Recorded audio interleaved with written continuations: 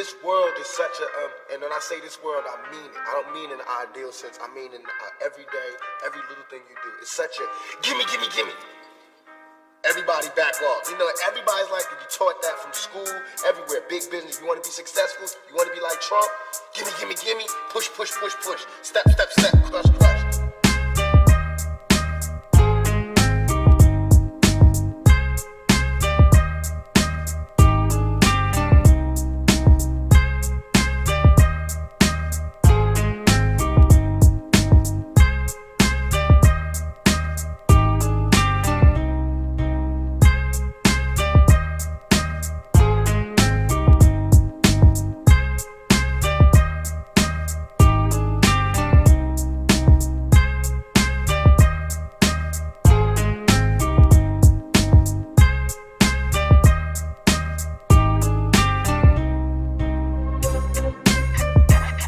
Salut les bolideurs, j'espère que vous allez bien. Bienvenue sur la chaîne, donc la chaîne dédiée aux bolideurs. Aujourd'hui on va faire le démontage donc, de la AUG donc, pour le passage de la FM. J'aurais très bien pu passer ma journée dans la piscine avec mon petit croco là, mais je vais plutôt passer mon temps sur la GTI. Aujourd'hui il fait très chaud et ça va être comme ça toute la semaine, donc j'espère que ça va aller. J'ai mis la petite tonnelle pour essayer d'avoir un peu d'ombre. Dans les cailloux toujours hein. Donc la FM, j'ai été chercher de l'huile, donc je vais mettre de la 75-90. Étonnamment celles-là elles sont plutôt bons, elles n'étaient pas si chères que ça, donc j'ai pris 2 litres. Les joints et tout ça je ferai le montage, quand j'aurai déposé la AUG.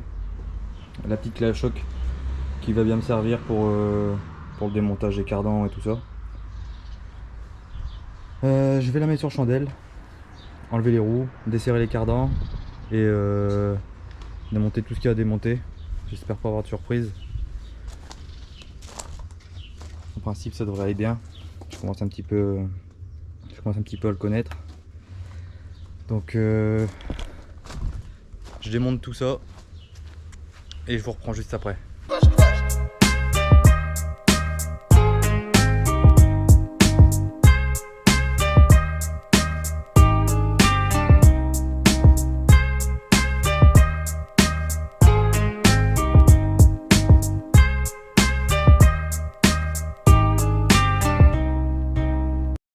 Allez, sur chandelle, roue déposée.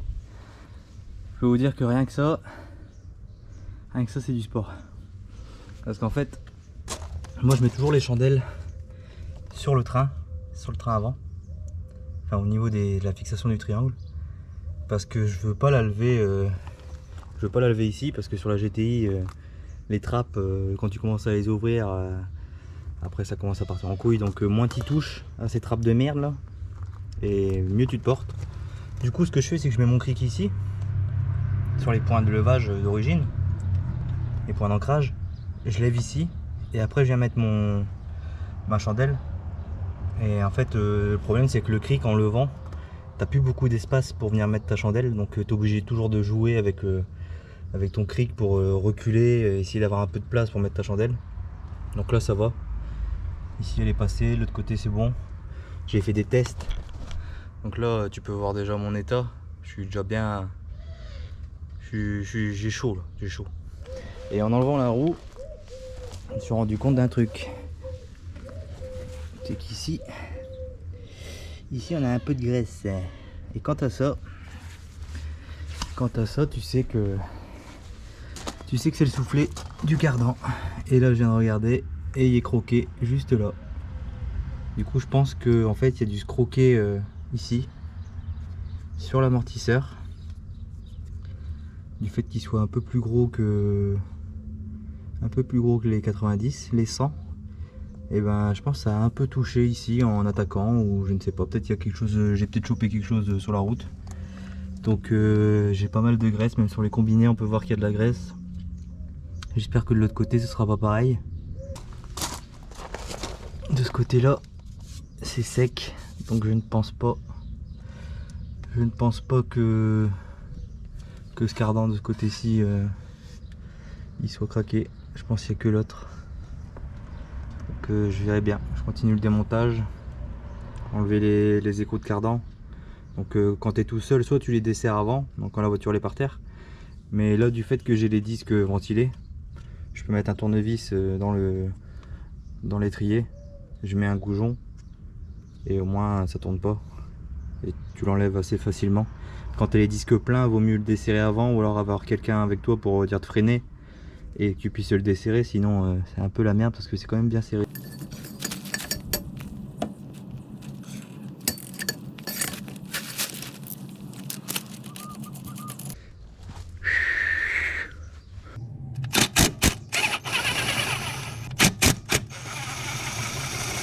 J'ai fait la pesée, donc j'ai sorti la rotule.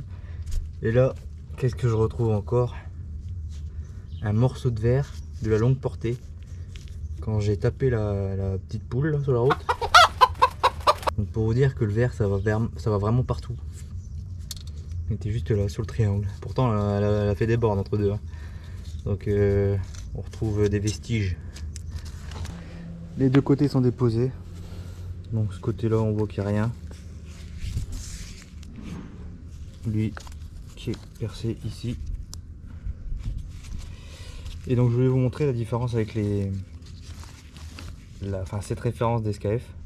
Donc comme je vous disais, donc le court il est identique à celui-là et le long, je sais pas si vous voyez bien, celui-ci il fait le double de celui-là en fait en diamètre. Donc je pense que c'est que aussi en 90. Donc si jamais vous êtes intéressé pour avoir ces cardans, donc en noix de 90, vous savez que ceux-là ils sont vraiment fins comparés au SKF comme ça. Après ceux-là c'est en noix de 100, du coup peut-être que c'est d'office des gros comme ça. Mais je sais qu'il y en a pas mal qui les font usiner pour avoir en fait ce diamètre-ci. Donc là au moins vous pouvez vraiment vous rendre compte de la différence entre ceux que je vais mettre et ceux qu'il y avait avant.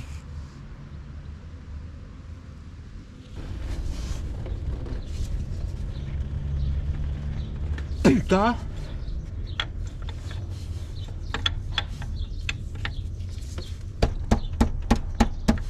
C'est le taquet, on va pas s'enfuir.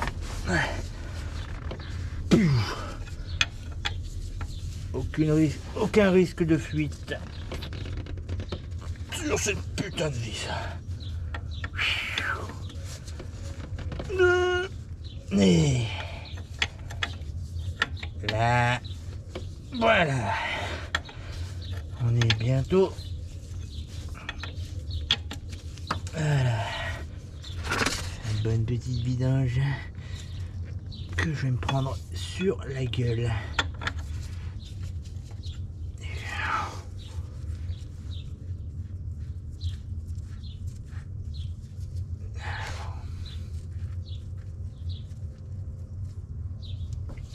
On va essayer de faire ça proprement.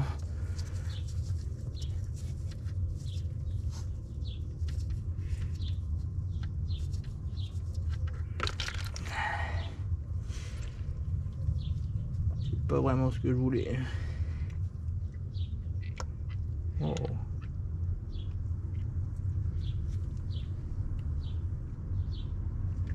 C'est beau. Le criquet. On va faire ça safe. Du coup, on va le mettre à un endroit stratégique. Sur le carter, bien sûr.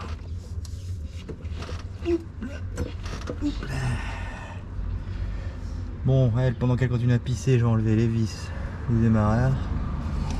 C'est du 17 en principe.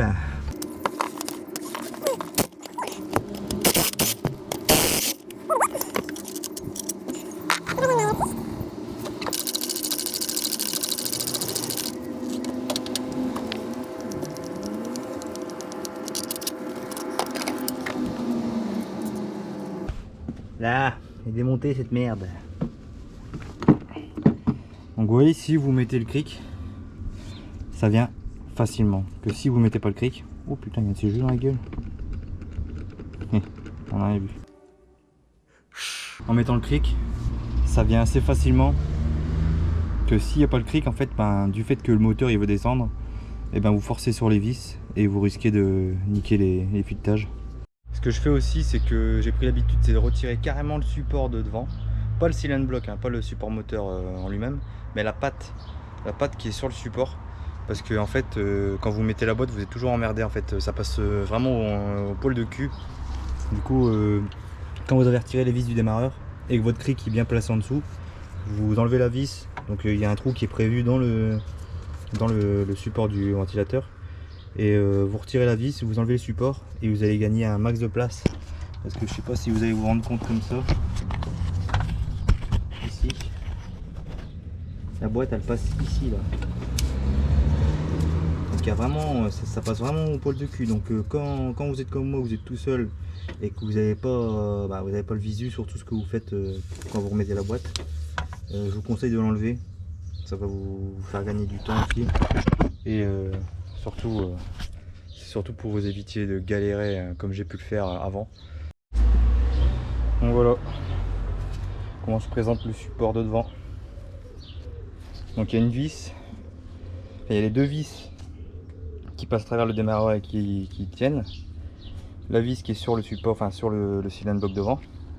Et ici il y a une petite vis de 10 qui tient la durite rigide du circuit d'eau. Donc là vous voyez il y a vraiment du jeu partout. Et ici là, comparé à tout à l'heure, il n'y a plus rien du tout qui gêne. Donc là ici ça bien relevé, il y a de la place. De ce côté là on va pas être emmerdé. Le seul endroit où on va vraiment être emmerdé, ça va être comme d'hab ici pour la tulipe de derrière, parce qu'elle passe à ras du bloc. Donc c'est toujours celle-là qui fait chier, mais bon, ça va le faire. Donc là il me reste plus qu'à retirer les vis de la boîte et enfin la sortir. J'ai chaud sa mère. Oh là là, j'aimerais bien te rejoindre mon coco.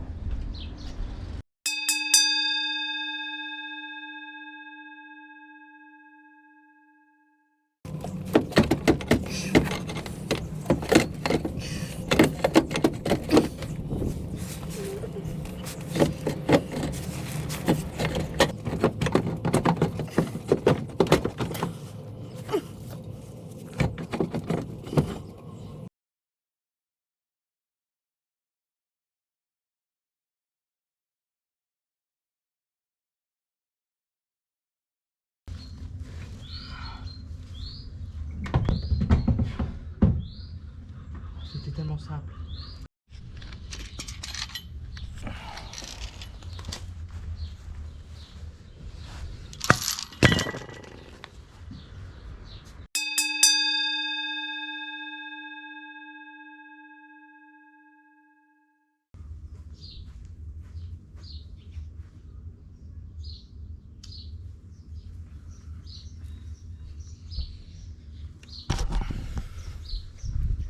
Deuxième jour.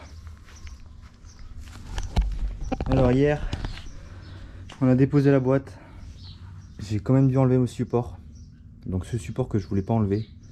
Parce que en fait avec la FM j'ai été obligé de le laisser pour la remonter. Donc va falloir que je trouve une solution. Soit je vais faire une petite découpe pour essayer de gratter quelques centimètres. Soit tant pis, je sais pas encore comment je vais faire. L'embrayage. L'embrayage qui était dessus, l'embrayage Valeo que je disais.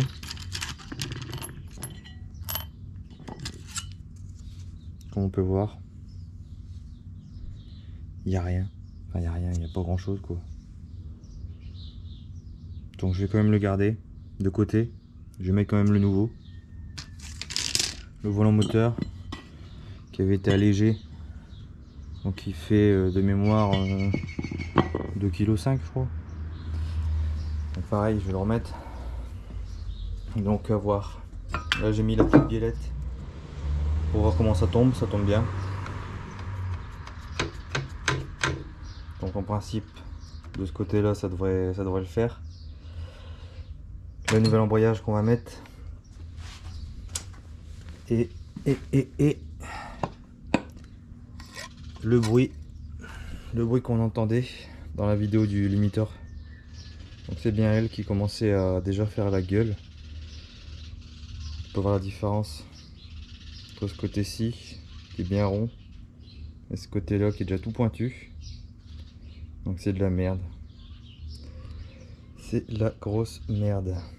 Du coup, je pense que je vais mettre l'origine. L'origine qui est dans celle-ci, que j'avais déjà remplacée. On peut voir la différence. Les deux côtés sont bien ronds. Celle-ci qui a été remplacée. Donc quand j'ai fait le montage de la boîte, il y a quoi? Il y a... Je sais plus, c'était à combien de kilomètres. Mais vous voyez comment c'est de la merde. C'est vraiment du brin. Du brin. C'est de la merde. Donc, là tout de suite, ça va être remplacement des joints sur la FM. Donc le joint de l'arbre, le petit joint ici qui fait l'étanchéité. Au remontage, je mettrai du mécacil dedans, parce que comme c'est une boîte qui a pas, enfin, je l'ai laissé un petit moment de côté, même si je l'ai ouverte et tout ça, je vais lui mettre un mécacil, ça peut pas lui faire de mal. J'ai toujours le petit bruit sur la marche arrière, donc j'espère que ça va atténuer. Remplacement des joints et remontage avec les cardans. Donc là c'est un peu le carnage du fait que j'ai écarté tout le faisceau. En fait le problème c'est que si on n'enlève pas la pâte en alu là, et bien en fait ça vient taper sur le longeron là-bas. Donc c'est toujours la merde. Pour bien faire en fait, faut enlever la pâte en alu, enlever le petit le support moteur là-bas. Comme ça vous avez vraiment de la place. Vous venez l'enquiller sur le moteur et ensuite vous remettez le support et la pâte par-dessus. Et là franchement ça rentre tout seul quoi. Donc que je vous parle, c'est ça.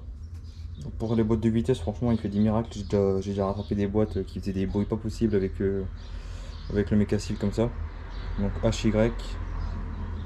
Franchement vous mettez ça dans les boîtes de vitesse, même pour les moteurs qui claquent un peu, les poussoirs qui sont fort fatigués, il existe le mécacil exprès pour les poussoirs hydrauliques. Et franchement c'est le top. Donc si vous avez vraiment des gros claquements sur les poussoirs et que vous pouvez pas forcément les remplacer tout de suite, faites le test avec du mécacil. Mettez le mécacil, normalement de mémoire il est bleu, le mécacil bleu. Il faut regarder sur internet. J'essaierai de vous mettre un lien si vous voulez dans la description.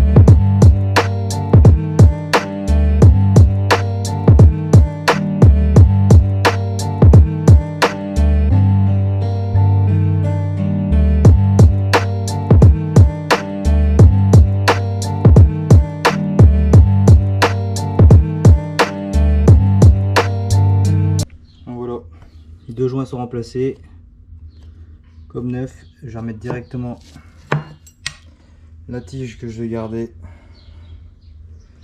à l'intérieur. Hop.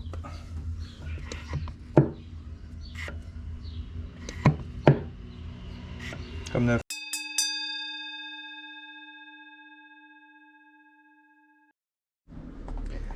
Bon les bolideurs, la FM est en place, donc j'ai remonté quasiment tout. J'ai pas pensé à filmer en fait. J'étais parti, j'étais dans ma lancée de tout remonter parce qu'il fait super chaud et que au bout d'un moment t'en as un peu marre. Donc j'ai tout remonté, quasiment tout du moins. Donc embrayage, faisceau, support, quasiment tout, la tringlerie même, démarreur. Il reste plus que le câble de compteur, mais je le mettrai en dernier parce que je vais faire mon remplissage, enfin une partie de mon remplissage de la boîte de ce côté là. Autant vous dire que on en a chié. Je dis on parce que madame la bolideuse m'a aidé un petit peu, parce qu'en fait le souci ça a été de passer la boîte sans démonter la patte en alu.